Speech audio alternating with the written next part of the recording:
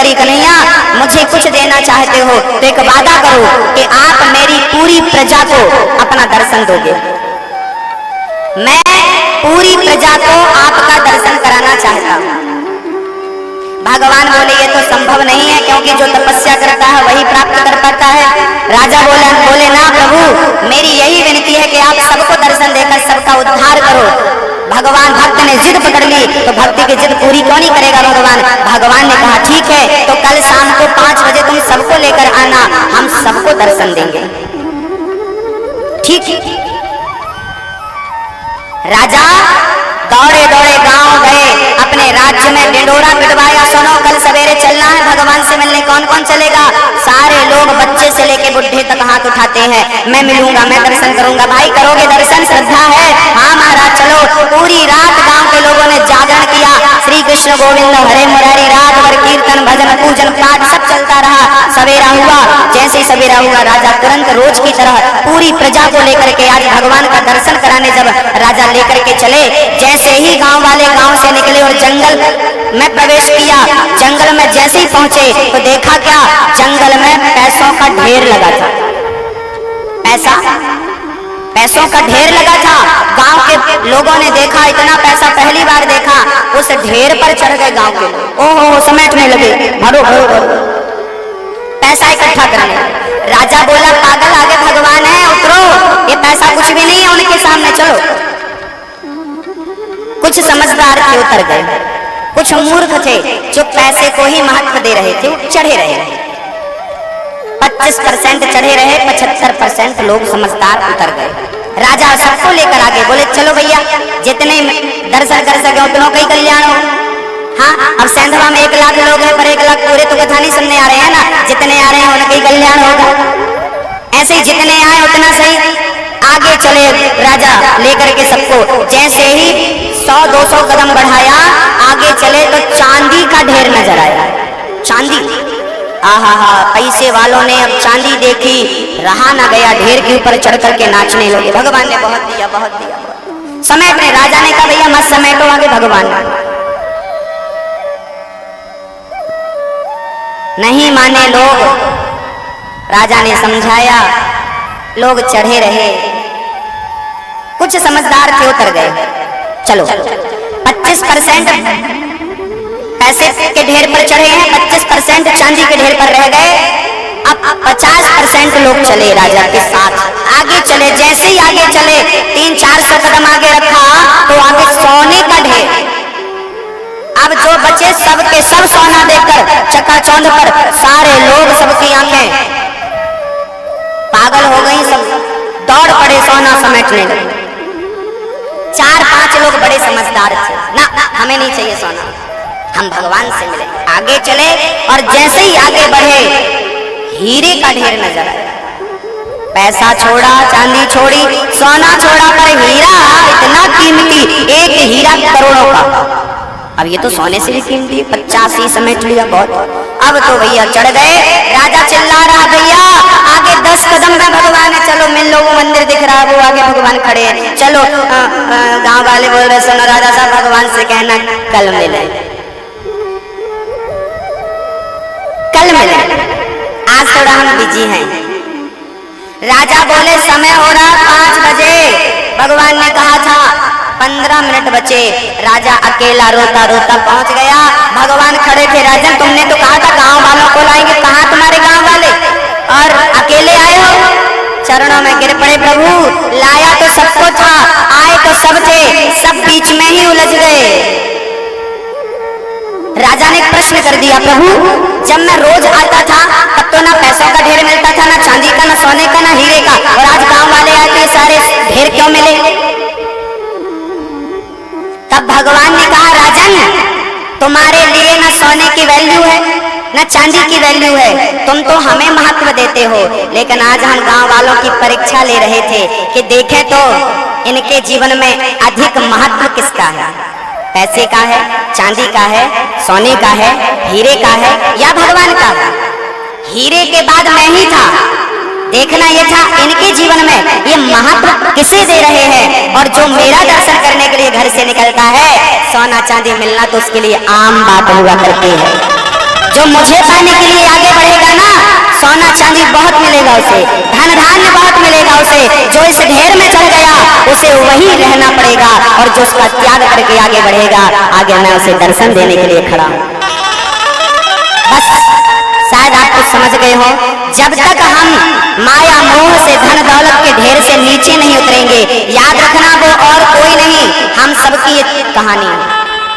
जरा अपने दिल में हाथ रखकर बताओ, क्या आप लोग सोना चांदी हीरा मोती के ढेर में नहीं चढ़े हो? आज सेंधवा में कथा चल रही है, यहाँ पर सेंधवा के 2% लोग भी नहीं है। यहाँ पर जितने लोग बैठे हैं मंडी के भीतर, प्रांगण के भीतर कथा सुनने, आप सेंधवा की जनसंख्या में 2% भी नहीं है आप। बाकी लोग क्या कर रहे हैं? बाकी लोग क्या कर रहे हैं? बाकी लोग सोना चांदी हीरा मोती में तो उलझे हैं। हाँ, जो सोना चांदी हीरा मोती में उलझा है वो ना घर का है ना घाट का, और जो इनका त्याग करके आगे बढ़ता है, बस आगे भगवान नजर आते हैं, ईश्वर प्राप्त हो जाते हैं। आगे ही खड़ा है, 10 कदम बढ़ा लो बस। आप धन्य हैं जो आपने अपना समय भगवान को दिया, धन्य हो आप। उतरिए। सोने चांदी हीरा और मोती को महत्व इतना नहीं देना चाहिए। हमारे जीवन में सबसे महत्वपूर्ण ईश्वर है। क्या है आपके जीवन में? क्या है मैं नहीं जानता, मैं नहीं जानता कि आप किसे महत्व देते हैं, लेकिन ईश्वर से कीमती क्या हो सकता है आप ही कह दें। इनसे कीमती क्या है? किसी के कान में हीरा, किसी ने एक भैया बोले महाराज जी हमने तो हीरे वाले बाले, हमारे ये हीरे के हैं, हीरा 1 करोड़ के हैं, 1 करोड़ ये हीरा है। किसी ने अपनी नाक पर इशारा किया, ये देख रहे हो हमारी नाक पर, इसमें 4 हीरा लगे हैं, चमक रहे हैं ना, हीरा 20 लाख की है, ये 20 लाख की। किसी के कान में हीरा, किसी की नाक में हीरा, किसी के कान में हीरा, किसी की नाक में हीरा। क्या कहे हम आपसे, हमारे तो श्याम ही हमारे हीरा है। कोई हीरा मोती को महत्व देता है, कोई अपने कृष्ण को ही हीरा मान लेता है। आप किसे हीरा मान रहे हैं आप पर निर्भर करता है, आप किसे महत्व दे रहे हैं। मैं रक्षा करता हूँ, ये सब कुछ ईश्वर का है, बस यही समझना है मेरी माँ, ये जो भी मेरे पास है सब कुछ ईश्वर है, ईश्वर का है। मैं तो चौकीदार हूँ, चौकीदारी कर रहा हूँ। जितना काम मुझे दिया गया है मैं उतना करूँ, उससे अधिक मैं मालिक बनने की कोशिश करता हूँ। बैंक का मैनेजर कहने लगा ये बैंक मेरी है, मैं मालिक हूँ। अरे क्यों झूठ बोल रहा मूर्ख आदमी, तू मालिक नहीं है, ये सरकारी बैंक है, तू नौकर है। लोग कहते हैं हम घर के मालिक हम हैं, आपके घर का मालिक कौन है? ये पुरुष मालिक है, ये स्त्री मालिक है, ये मालिकिन है, ये मालिक। यहीं से तो आग लगती है। मालिक मत बनो, नौकर बनो। हनुमान जी कौन थे? राम जी के कौन थे? राम के दास थे, दूत थे। राम दूत मैं मातु जानकी, सत्य शपथ करुणा निधान की। मैं सेवक हूँ। इतने बड़े हनुमान जी अष्ट सिद्धि नव निधि के दाता, असवर दीन जानकी। आपके पास क्या है? कुछ नहीं है, हनुमान जी के पास सब कुछ था। तुम्हारो मंत्र विभीषण माना, लंकेश्वर भय सब जग जाना। हनुमान जी की कृपा से विभीषण लंका के राजा बने। हनुमान जी लंका का राज्य देते हैं, और वो हनुमान से पूछा गया कि आप कौन हो? मैं राम का सेवक हूँ, ये हनुमान कहते हैं। और हम घास फूस के घरों में रहने वाले, हम मालिक है, ये बंगला हमारा है। देखो तो हमारे बोल कितने बड़े होते हैं। ये पत्नी हमारी है, ये बेटा हमारा है। क्यों कहते हो? जब आप कहते हो ना कि ये हमारा है, तो आप भगवान की अवहेलना कर रहे हो। सब कुछ ईश्वर का है, सब कुछ ईश्वर का। मेरा तन भी उसी का है। मैं नहीं, मेरा नहीं, यह तन किसी का है दिया। जो भी मेरे पास है वह धन किसी का है दिया, मेरे पास कुछ नहीं है, सब कुछ ईश्वर का। ये विचारधारा लेकर चलिए कि दाता एक राम, भिखारी सारी दुनिया। आप में से कितने लोग भिखारी हैं, जरा हाथ उठाओ। सब भिखारी है तो अपनी हैसियत याद रखिएगा। जब आप भी भिखारी हो और मंदिर के बाहर बैठा भी भिखारी है तो फिर वो भी भिखारी, वो जरा हल्का भिखारी है, आप लोग जरा वीआईपी भिखारी है। फर्क तो इतना ही है, तो सब भिखारी, हम भी भिखारी, आप भी भिखारी। लो भैया फिर दाता कौन है? यदि आज आपने हाथ उठाकर कह दिया कि हम भिखारी हैं तो कसम खा लेना, कभी अपने आप को मालिक मत समझना, मालिक तो कृष्ण को ही समझना, मेरे कृष्ण ही मेरे मालिक। गाड़ी तू चला रहा, अर्जुन ने अपनी गाड़ी का सारथी कृष्ण को बना दिया, तू जहां ले जाए, तू चाहे जिता दे, तू चाहे हरा दे, गाड़ी है तेरे हवाले, तू जाने तेरा काम जाने। चाहे तू रख ले चाहे डुबा दे, फूलों में रख चाहे कांटे चुभा दे, गाड़ी है तेरे हवाले, तू जाने तेरा काम जाने। सब कुछ कृष्ण का है, अब सौंप दिया इस जीवन का, सब भार तुम्हारे हाथों में है, जीत तुम्हारे हाथों में और हार तुम्हारे हाथों में। मेरा निश्चय बस एक यही, एक बार तुम्हें पा जाऊं मैं, अर्पण कर दूं दुनिया भर का, सब प्यार तुम्हारे हाथों में अब सौंप दिया। शब्दों को समझिएगा, सब कुछ सौंप दो, अब सौंप दिया इस जीवन का, सब भार तुम्हारे हाथों में। जो जग में रहूं तो ऐसा रहूं जैसे जल में कमल का फूल रहे, मेरे सब गुण दोष समर्पित हो, भगवान तुम्हारे चरणों में। बस सौंप दो, सब कुछ सौंप दो, और सब कुछ, सब लोग यही मान लो कि सब कुछ ईश्वर करता है। अब यहाँ एक नकारात्मक ऊर्जा न उत्पन्न हो जाए आपके अंदर, इसलिए मैं जवाब दूंगा। अब आप कहेंगे कि सब कुछ भगवान करता है तो फिर हम कुछ ना करें, बैठे रहें तो भगवान खाना पीना सब देता रहेगा ना। गीता में भगवान का आदेश है, तुम कर्म करते रहो, कर्मण्येवाधिकारस्ते मा फलेषु कदाचन, तुम कर्म बराबर करो, कर्म करते रहो, कर्म करना तुम्हारा काम है। माँ बाप की से बेटा हो तो पुत्र का कर्म करो, पुत्र का धर्म निभाओ, पिता हो पिता का धर्म निभाओ, पत्नी हो पत्नी का धर्म, जो जहां है वो अपना धर्म निभाए और बस करते रहे करते रहे करते। कर्म करना आपका काम है, फल देना ना देना। एक सज्जन थे, वो कहते थे कि भाग्य में होगा तो मिलेगा। एक सज्जन थे सेंधवा के, वो गाना गाते थे, भाग्य में होगा तो मिलेगा, भाग्य में होगा तो मिलेगा।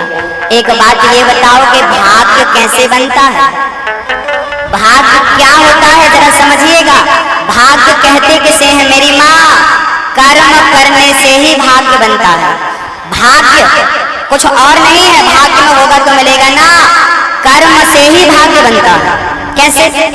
मैंने एक किसान था, वो किसान ना रोटी रोटी खाता, रोटी रोटी अचार, रोटी अचार, दाल रोटी, चाल रोटी, सब्जी रोटी। किसी ने कहा चावल भी खाया करो। बोले चावल हम 4 महीने बाद खाएंगे। 4 महीने बाद क्यों? बोले अभी धान बो दी है, अब 4 महीने में धान कट जाएगी, फिर उसको हम चावल बन निकालेंगे और धान का छिलका उतार कर फिर हम चावल खाएंगे। जो पहले बोया था वो फसल अभी आ गई है गेहूं, अब धान बोया है वो 4 महीने बाद आएगा। जो पिछले जन्म में कर्म किया है उस कर्म का फल इस जन्म में मिल रहा है, जो आज करोगे वो आगे आपको आपका ही मिलेगा। तो कर्म ही भाग्य बनाता है। आप ये मत समझना भाग्य में होगा तो मिलेगा। एक बात बहुत ध्यान से सुनिएगा। एक विद्यार्थी एग्जाम देने के लिए गया,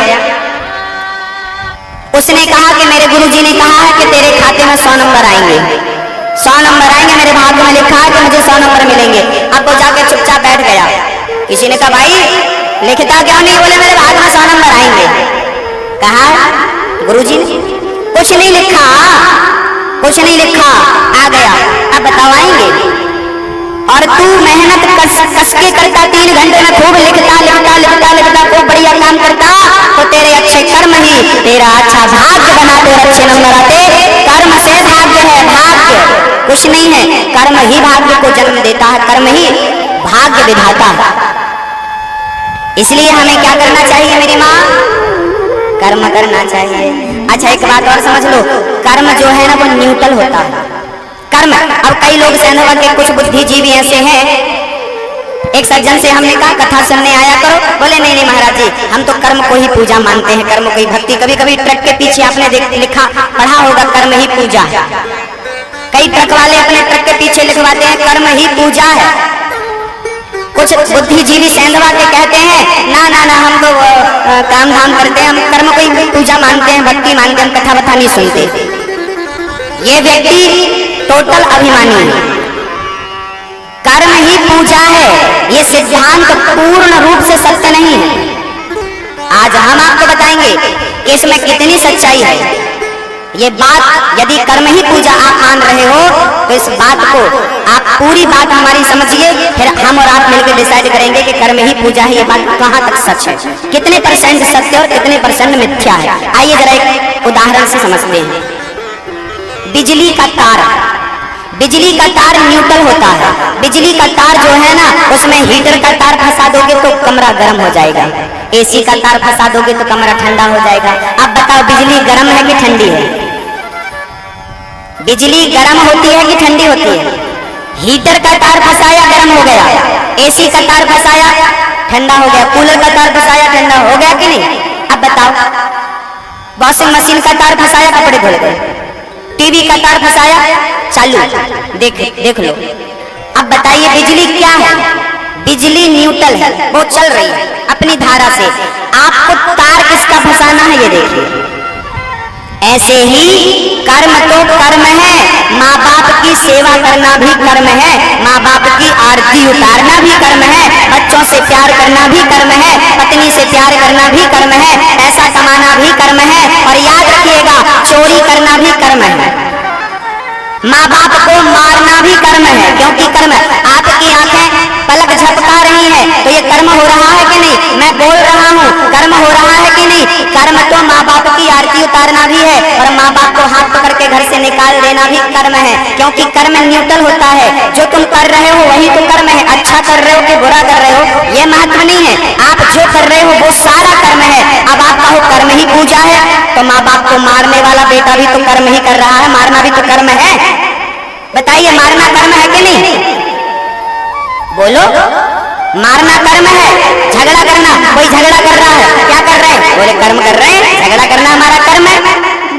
तो कर्म तो न्यूट्रल है, सब कुछ कर्म है। मैं बोल रहा हूं तो कर्म हो रहा है, आप लोग रुमाल से हवा कर रहे हो ये भी कर्म हो रहा है आपका, पानी पी रहे हो ये भी कर्म है, रोटी बना रहे हो ये भी कर्म है, कपड़े पहन रहे हो ये भी कर्म है, पानी भर रहे हो ये भी कर्म है, पलक झपका रहे हो ये भी कर्म है। और की क्या कहे, दिल की धड़कन, दिल धक धक धक धक धक धक धड़क रहा, ये भी कर्म हो रहा कि नहीं? समझ रहे हो तो हाँ बोलो, नहीं समझ रहे हो तो ना। तो कर्म न्यूट्रल है, कर्म तो ऑलरेडी हम जन्म से आज तक, छोटा सा बच्चा रो रहा है, क्या कर रहा है? कर्म कर रहा है। पलट रहा है, क्या कर रहा है? कर्म कर रहा है। हाँ, जो हो रहा सब कुछ कर्म है, लेकिन अब आप कहो कर्म ही पूजा ना, 50% बात तो ये मिथ्या होगी कि कर्म ही पूजा।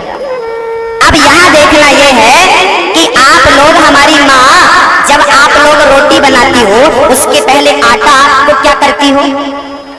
चलनी होती है, चलनी, चलनी से आटा को छानती हो ना, तो उसका जो असार तत्व है वो निकाल कर फेंक देती हो, सार है, उसकी रोटी बनती है। तो आटा ही था, आटा के अंदर जब तक चलनी से चाला नहीं तब तक नजर नहीं आ रहा था कि इसके अंदर इतना सारा कचरा है, उसके अंदर मिलकर के तो एक ही हो गया था ना, लेकिन चलनी जो है ना वो सार को अलग कर देती है, असार को अलग कर देती है। ऐसे ही कर्म तो आटे की तरह होता है, जब सत्संग की चलनी में, ज्ञान की और भक्ति की चलनी में आपका कर्म जाता है तो सार कर्म हमें करने होते हैं, और जो असार कर्म है उनका त्याग करना होता है। शास्त्र हमें बताता है क्या करें और क्या ना करें। जो करें वो कर्म है, जो ना करें वो अधर्म है। ना माँ बाप की सेवा करना है और माँ बाप का अपमान नहीं करना। हाँ, ये अपमान करने वाला कर्म का तुम त्याग कर दो, सेवा करने वाले को धारण कर लो। कर्म तो न्यूट्रल है, समझ रहे हो आप या नहीं? हाँ, कर्म तो कर्म है, लेकिन कर्म को जब तक धर्म से ना जोड़ा जाए तब तक कर्म अधूरा है। अच्छा, बैंक में लॉकर है कि नहीं आपका? बोलो, है तो हमें बताओ, हमें आसान होगा समझाना। बैंक में एक लॉकर होता है मैया जी, जहाँ सेंधवा के लोग ना अपना सोना चांदी हीरा मोती सब रखते आते। बैंक में लॉकर होता है, बैंक में एक लॉकर होता है। अब बताइए उस लॉकर की कितनी चाबियां होती हैं? उस लॉकर की 2 चाबियां होती हैं। वो लॉकर का जो लॉक है ना वो एक चाबी से नहीं खुलता, वो 2 चाबी से खुलता है। एक आपकी चाबी डालिए और एक बैंक का मैनेजर जो है वो अपनी चाबी देगा, और उसकी चाबी जब तक नहीं लगेगी तब तक बैंक का लॉकर, बैंक का जो कैश रखा जाता है, बैंक का जो पैसा रखा जाता है, उसकी भी 2 चाबियां होती हैं। बैंक का लॉकर तब खुलता है जब एक अपनी चाबी डालो, एक बैंक की चाबी मिलेगी, दोनों डालो खुल गया। ऐसे ही जैसे बैंक का लॉकर 2 चाबियों से खुलता है, ऐसे ही एक चाबी है कर्म, एक चाबी है धर्म। कर्म तो सब करें, लेकिन कर्म को धर्म के साथ करें। जब कर्म और धर्म ये दोनों चाबी मिलेंगी तो भाग्य का ताला खुल जाएगा, भाग्य का दरवाजा खुल जाएगा, फिर आपके जीवन में शांति ही शांति, आनंद ही आनंद। आप सोचो कर्म से ही काम हो जाए तो एक चाबी कितनी भी बार लगाओ खुलने वाला नहीं। कर्म तो करो, लेकिन कर्म को धर्म के साथ करो। भागवत सुननी जरूरी है, सत्संग करेंगे तो पता चलेगा। देखो, एक होती है चलनी, एक होता है सुपड़ा, सुपा। सुपड़े में आप जो जानती हो मैया, ऐसे ऐसे इसको करती हमारी माताएं, तो सूपा जो है ना वो सार को बचा लेता है, असार को उड़ा देता है। सुपड़ा उसका सिद्धांत है वो सार को बचा ले, असार को उड़ा दे, और चलनी महारानी जो है ना वो सार को गिरा देती है और कचरे को बचा लेती है। समझिएगा, चलनी सार को नीचे गिरा देती है, असार को कचरा को बचा के रख लेती है अपने पास, और सुपड़ा वो सार को रखता है, असार को उड़ा देता है। अब आप अपना परिचय दें कि आप चलनी हो कि सुपड़ा हो। जो सार को धारण कर ले वो श्रेष्ठ है, असार को उड़ा दे। और जो असार को, कई बहुएं कहती, बहुओं का एक ही गाना है, बहुएं एक गाना गाती हैं, हमारी सास ने तो हमें कुछ नहीं दिया। हिंदुस्तान की हर बहू का यही रोना है। आप भी यहाँ जितनी सासें बैठी हैं, जब आप भी बहू थी ना तो भी अपनी सास के लिए यही गाना गाती थी, और आपकी बहू भी यही गाना गाती है, और 10 पीढ़ी बाद भी यही गाना चलेगा। मेरी सास ने तो कुछ नहीं दिया, महाराज चम्मच भी नहीं दिया, हम तो ऐसे अलग हो गए थे, कुछ नहीं मांगा हमने अपने सास से, कुछ नहीं दिया हमारी सास, ये पूरी संपत्ति प्रॉपर्टी हमने बनाई है, गृहस्थी हमने सजाई। बहुएं गाना गाती हैं, सास ने कुछ नहीं दिया, सास ने कुछ नहीं दिया। एक बात बताओ, बहू बहुओं से पूछ रहा हूँ। एक बात बताओ, आपकी सास ने कुछ नहीं दिया तो फिर आपका जो पति है वो तुम अपने घर से ले आई थी दहेज में?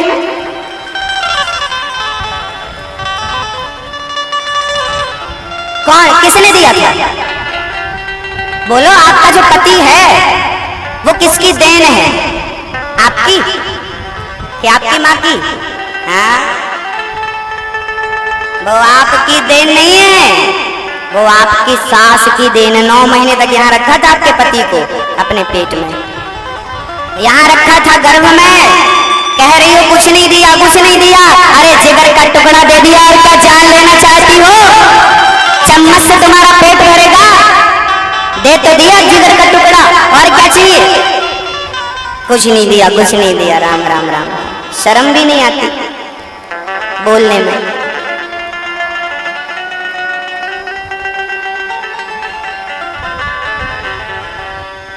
सब कुछ दे दिया।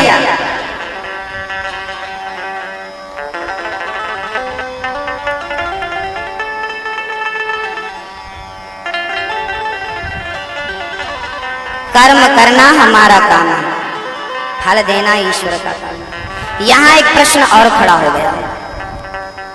एक सज्जन ने हमसे प्रश्न कर दिया, मैया जी, ओ मेरी माँ सुन लो। एक सज्जन ने हमसे पूछा कि महाराज जी, यदि सब कुछ भगवान ही करते हैं, सारा काम भगवान ही करते हैं, ईश्वर की इच्छा के बिना पत्ता नहीं हिलता, ऐसा गीता में लिखा है।